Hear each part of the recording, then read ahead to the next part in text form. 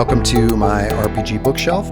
I am Everweird, and this is a podcast and YouTube playlist where I take a look at all the games, supplements, and adventures on my RPG bookshelves and talk about what I like about them, if I'm playing them, if I'm not playing them, what keeps me from playing them. Today, I'm taking a look at Into the Odd by Chris McDowell with art by Johan Nohr. And I'll start out trying to define in a real brief capsule, what is this? It is a fully contained and really slim A5 book, a rules-light, old-school inspired industrial fantasy game. It makes use of all the polyhedral dice, and it features things like HP and strength, dex, and will saves, but it leaves so much open and ready to interpret and build on to let story emerge from your play. It's got some quirky stuff to it, but I think overall it is just such a perfect package. So the art, as I mentioned, by Johan Nohr, who did the Merkborg layout and also influenced a lot of the game because of the way things were communicated in that game.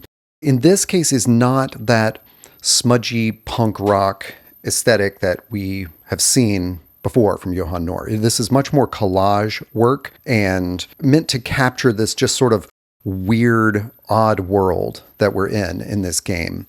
As I mentioned, it's industrial fantasy. There are magical elements in it, and I think it's a lot about the unexplainable and kind of the mutated. Like, this is a world that's just a little askew and unfamiliar to us, and the art really captures that. Like, it's not steampunk, but it's not medieval. It doesn't fall into any time period that we might recognize. The text itself by Chris McDowell is incredibly clear and descriptive. Everything is stated sort of in the briefest terms possible, whether it's this introduction to the world or how to create a character or even the referee advice. It is not only the formatting, but the writing, the way they work together. It is just perfectly understandable and really gets you into the heart of how to play the game, which I think is important here because there's a couple of, like I mentioned, a couple of wacky things that are going to throw players off who are used to the way that other D20 polyhedral systems work. And I guess I should talk about those four things as I get a little bit deeper into this. When I bring players into this, I tell them, as mentioned, there's four things that are going to be a little bit different, even though you're using the dice you're familiar with and your abilities have familiar names. Here's four things that are different. For starters, you only have 3 scores: strength, dexterity, and willpower. Your score is a 3 through 18. It's determined by rolling 3d6. That's all very standard old school. You don't frequently need to use those scores. For the most part, you state what your character does and they do it. But when that action is especially risky, the referee is going to ask you to do a save.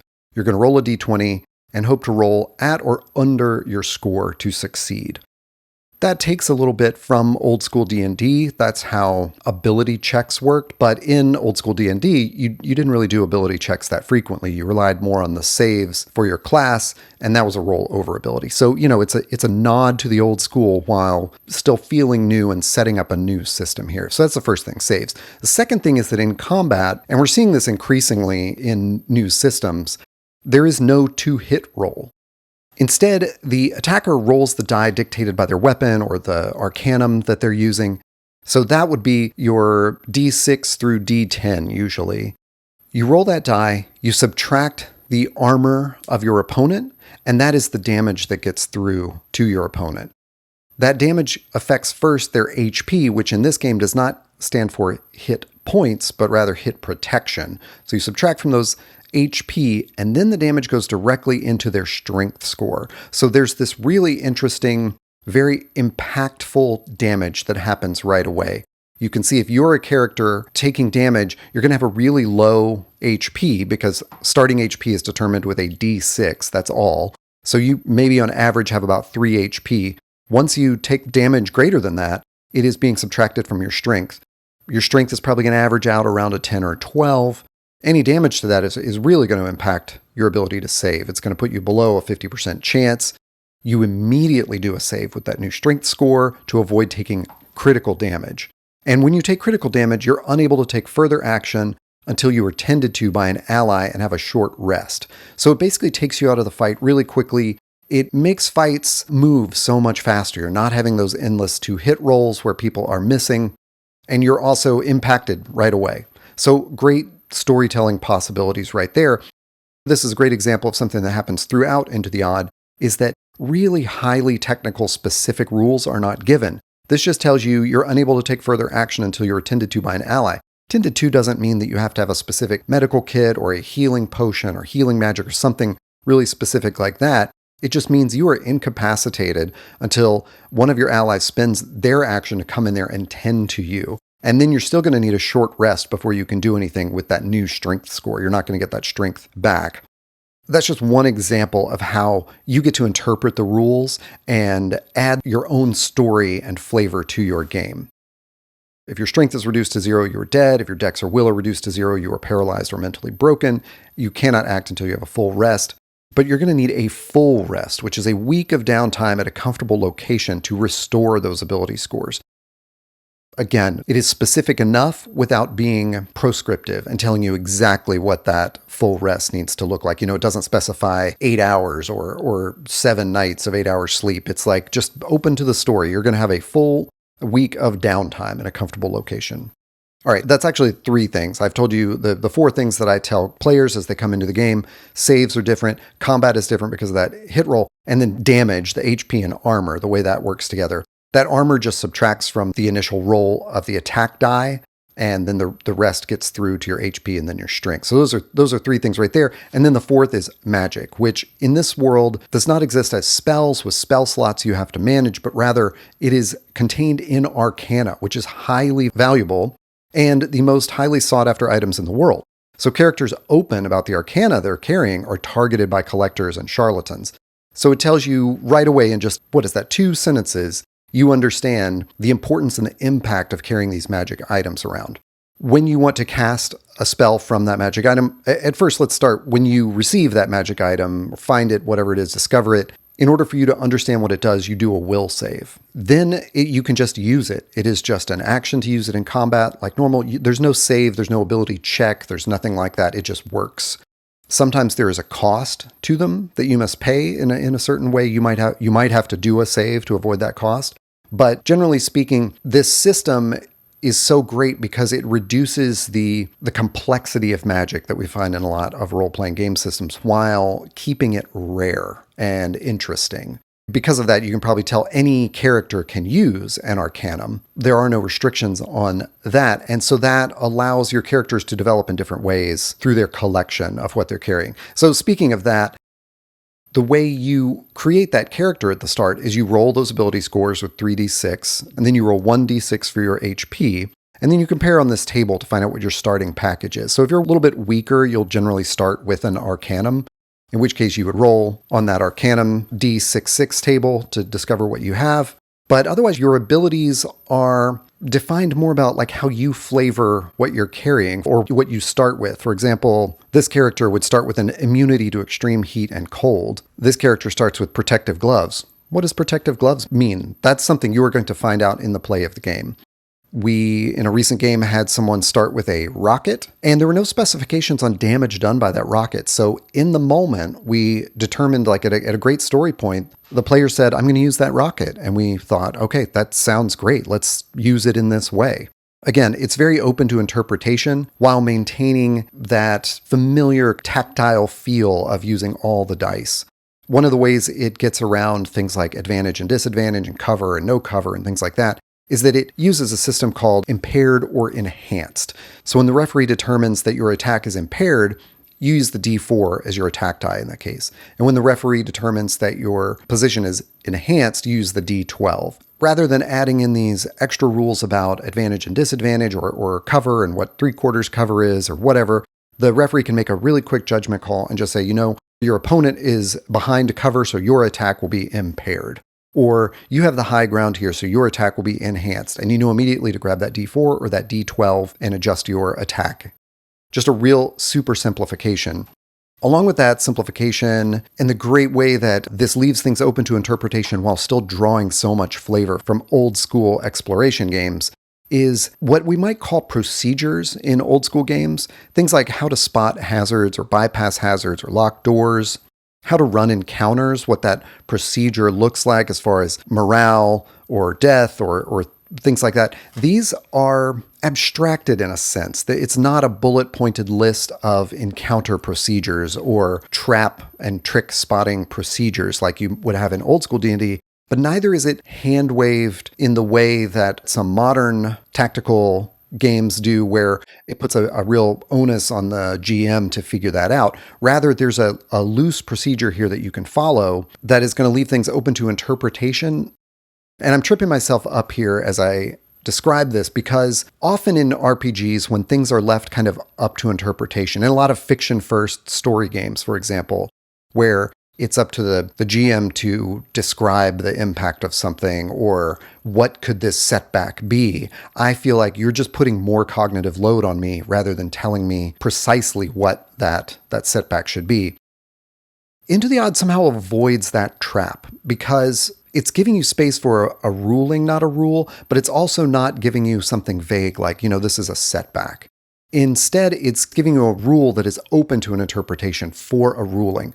Things like blast. Blast weapons cause damage to all targets in an appropriate area. That gives me something that I can easily understand and interpret. This is an appropriate area. These characters are outside of that area, so the blast damage will not affect them, while not leaving it so vague as an effect setting. Like in Blades in the Dark, you might have a limited effect or a great effect, which is a little squishy and puts a little bit more load on the GM to figure out what that looks like. This mixes the tactile and tactical with the loose and interpretable rule. I hope I'm conveying that well. And that's a great place for me to inject. One of those criteria that I use to talk about books on my bookshelf is, are these ideas open and portable? And I think a lot of these ideas about how the rules are described are extremely portable. I think the save system, the combat system, I think those are also portable. What is not really portable are the monsters themselves or hazards in that way. Because what Into the Odd relies on is that every monster has its own specific stats of strength, dexterity, and willpower. There's some guidance around like how much HP a monster should have. There are some example monsters, but there's not a bestiary in here where you can easily spot a monster to reskin as one you want. So not only do I have trouble, and it's not much trouble, let's be clear, but there's a cognitive load of porting a monster into the Odd, as well as taking a good idea here and putting it in another game. So it's maybe not as portable as I would like.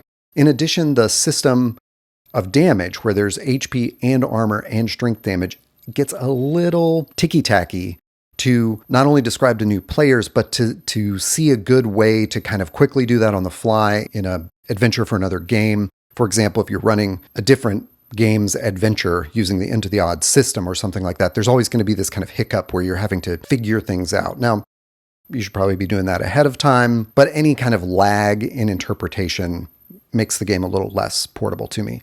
That said, I don't care because this game is so compact and complete and understandable that I don't think there's a lot of porting in and out of it I would do. If I wanted to play Into the Odd, I'm just going to pick up this book and take it with me. It is so uniquely contained in that way and just compact, easily described. You can, all that referee information you're going to use in other games, that's going to be portable. The game itself is just portable because it's like this. So I am not running a regular game in Into the Odd, but I did recently run my first session in it, and I had tremendous feedback from the players. I'm going to do another RPG Bookshelf episode on the specific adventure that we ran. I'll talk more about it there. Players grasped the ability thing, the combat thing. Yes, there were some hiccups in understanding HP and armor, but once that was kind of worked out in a couple of combats, they got it. And it made it feel deadly without feeling hopeless, like Merkborg, And I always talk about Merkborg as if everyone's familiar with that game. I guess I'll have to do an episode on it. This is, although it draws on the old school feel for a lot of that, like emphasizing the exploration, telling you right at the beginning, I think this is so essential. When it describes the odd world, in bold, second paragraph, you are an explorer, braving the unknown in search of riches, knowledge, and power. Most of all, you seek arcana. That is so perfect and not only encapsulates what's wonderful about this game, how it tells you what it is and gives you the descriptive and the flavorful world, but clearly tells you what your mission is. This also differs from something grimdark like Merkborg, where you are merely out for survival in that. You're trying to grab some riches before the end of the world comes. In Into the Odd, there's this sense of wonder and exploration and just weirdness out there to discover. So I think it gives players this opportunity to experience the world kind of as you get to it. This might be a little difficult to understand, but I think sometimes when we play a medieval fantasy game, weird stuff can happen, but often the players kind of get it. Like it sort of fits into the genre they already understand. And Into the Odd leans into that odd and sort of the wacky way that damage and everything works. It actually just like it fits the world, it fits this weird understanding of there's going to be some orb that causes all this damage and there's a weird creature that's possibly from outer space behind it. You're going to experience that wonder as a player as you go through the game. So I think that was conveyed when we played this game. When my group played this, I think everyone understood how weird it was. They had a good grip on the characters. And the sentiment I took away from it was that they wanted to play this again. Like it was a good game to keep playing. There are really simple level up options in here. After you've survived at least one expedition, you've gained a level of experience. After you've survived at least 3 dangerous expeditions, since reaching professional level, you are now an expert. You've gained another level. At each level, you roll a d6 and add that to your HP. You also roll a d20 for each of your ability scores. And if you roll higher than your ability score, you increase that ability score by 1.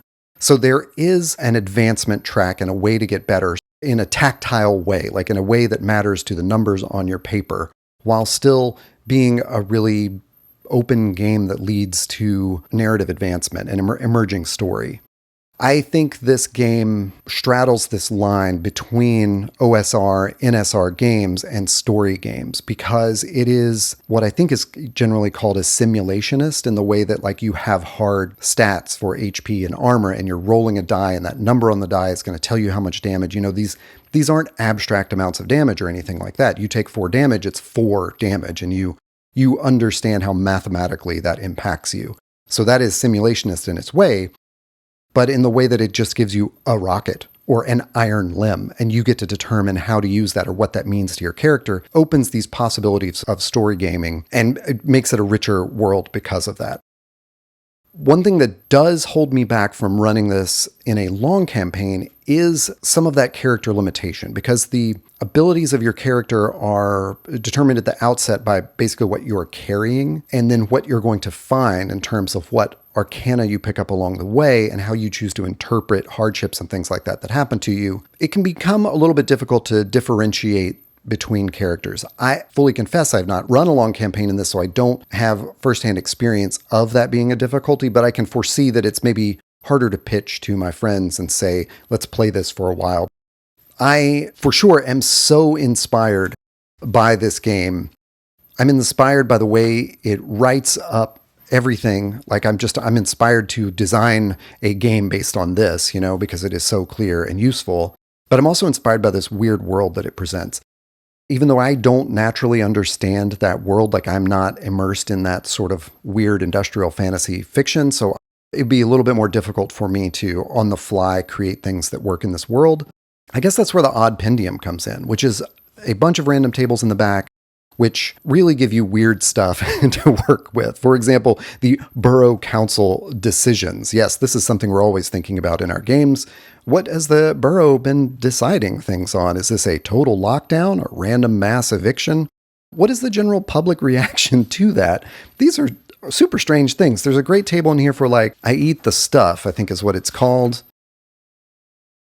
Here's the I eat the stuff, or the what's that island table. These are super random things that you can't imagine needing in a normal medieval fantasy game. But here they are to kind of inform and inspire you. And I really love it.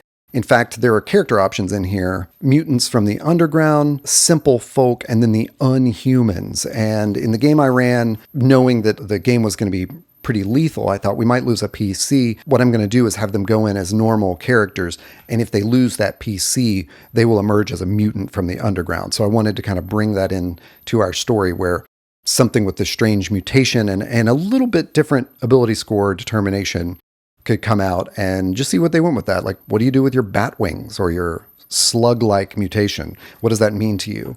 So much inspiration in this, from the really instructional, how do you write an RPG, to the fantastic and flavorful, like, how do you design a world and how do you work within this new weird framework that you got. This absolutely stays on the shelf. It is one of my favorite books to just pick up and flip through and explore this strange place that Chris McDowell created.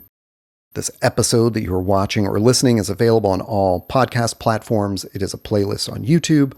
And I also do a solo dungeon delve of the mega dungeon Gunderholfen. And I do that under the title of Dungeoneering Done Dirt Cheap, which is another podcast you can find everywhere, or a playlist on YouTube. That has been such a fun and educational thing for myself, to learn old school rules and have an old school feel and really get the dungeoneering feel that I've always wanted from D&D and experience it for myself. I hope you will check that out. I'm 30 episodes into that, and I think it's just becoming more weird and wonderful the farther I go. But yeah, thanks for joining me, and I will be back on these airwaves soon with another book from my RPG bookshelf.